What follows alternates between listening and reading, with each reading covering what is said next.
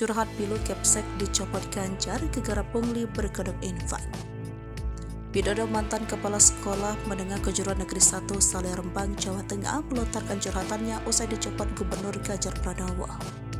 Pembebas tugasan Widodo buntut ucapan viral salah satu murid yang menyebut ada pungutan berkedok infak untuk pembangunan musola.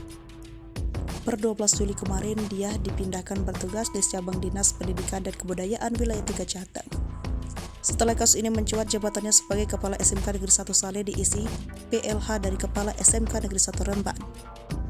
Adapun jabatan lainnya di mana dia merupakan PLT Kepala SMK Negeri 2 Rembang juga dicopot dan untuk sementara diisi Kepala SMK Negeri 1 Sedan. Saat dihubungi Kompas.com, Widodo mengungkapkan dirinya ikhlas dan siap menerima konsekuensi atas pengakuan yang viral tersebut. Widodo juga mengomentari pernyataan Ganjar bahwa uang 130 juta yang dikumpulkan dari para murid untuk membangun musola supaya dikembalikan.